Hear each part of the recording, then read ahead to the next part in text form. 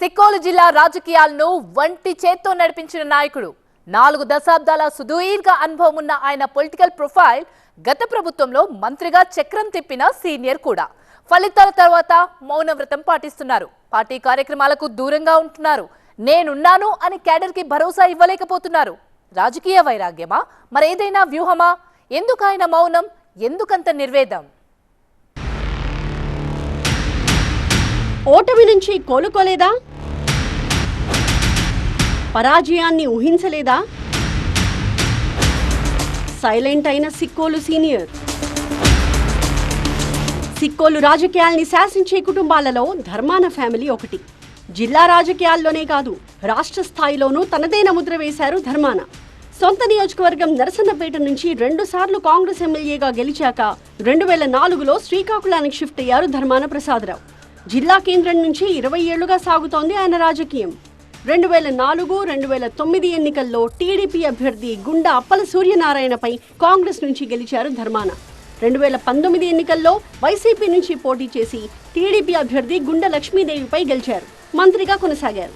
ఇంత సుదీర్ఘ రాజకీయ చరిత్ర ఉన్న ధర్మాన మొన్నటి ఎన్నికల్లో ఓటమితో మౌనం వహించడం సిక్కోలు పాలిటిక్స్ లో హాట్ టాపిక్ గా మారింది. శ్రీకాకుళం జిల్లా రాజకీయాల్ని ఒంటి చేత్తో నడిపిన అనుభవజ్ఞుడు ధర్మాన. అయితే 2019 ఎన్నికల్లో శ్రీకాకుళం నుంచి గెలిచిన ధర్మాన ప్రసాదరావుని పక్కన పెట్టి నరసన్నపేట నుంచి గెలిచిన ధర్మాన కృష్ణదాస్ని కేబినెట్లోకి తీసుకున్నారు వైఎస్ జగన్. కీలకమైన రెవెన్యూ శాఖతో పాటు డిప్యూటీ సీఎం హోదా కూడా కల్పించారు. తనను కాదని సోదరుడికి పెద్దపీట వేయడంతో కాస్త కినుక వహించారు ధర్మాన ప్రసాదరావు. అప్పట్లోనే ఆయన పార్టీ వీడతారన్న ప్రచారం కూడా జరిగింది. కేబినెట్ మార్పుల్లో కృష్ణదాస్ని తప్పించి మళ్లీ ధర్మాన ప్రసాదరావుకి రెవెన్యూ శాఖ మంత్రిగా పదవి కట్టబెట్టింది పార్టీ అధిష్టానం. దీంతో మళ్లీ జిల్లా రాజకీయాల్ని శాసించారు ప్రసాదరావు. ఎన్నికల ముందు ప్రతిపక్షాలపై తన వాక్చాతుర్యంతో విరుచుకుపడ్డారు.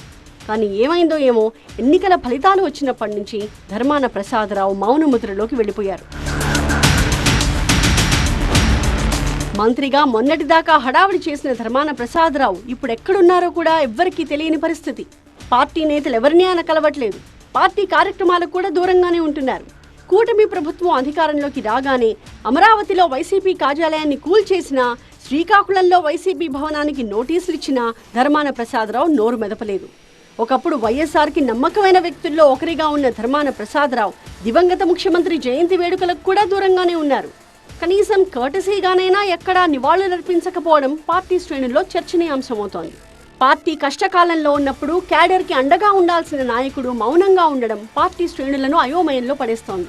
1985 తర్వాత మొదటిసారి గుండా కుటుంబాన్ని పక్కన పెట్టి కిష్టంపేట సర్పంచ్ గొండు శంకర్కి టీడీపీ అధిష్టానం టికెట్ కేటాయించింది. అంతకు ముందంతా రాజకీయాల నుంచి విశ్రాంతి తీసుకోవాలనుకుంటున్నానని చెప్పుకుంటూ వచ్చారు ధర్మాన. గెలిపిస్తారో ఓడిస్తారో మీ ఇష్టం అని వైరాగ్యం ప్రదర్శించారు. అయితే ఎప్పుడైతే టీడీపీ నాయకత్వం గుండా కుటుంబాన్ని పక్కన పెట్టి కొత్త అభ్యర్థిని ప్రకటించిందో ధర్మాన స్వరం మారింది. శ్రీకాకుళంలో ఈసారి సునాయాసంగా గెలుస్తానని, టీడీపీ అభ్యర్థి పేరు కూడా వినలేదు అన్నట్టు చెప్పుకొచ్చారు ధర్మాన.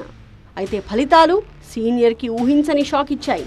ధర్మాన ప్రసాదరావుపై 35,000 ఓట్ల మెజారిటీతో గెలిచారు గొండు శంకర్.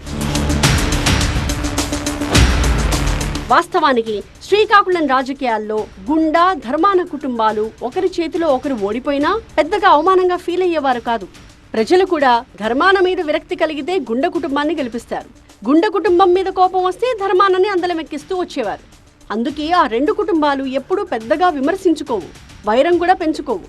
అలాంటిది కొత్త అభ్యర్థి చేతిలో ఓడిపోవడం సిక్కోలు సీనియర్కి అవమానంగానే ఉంది.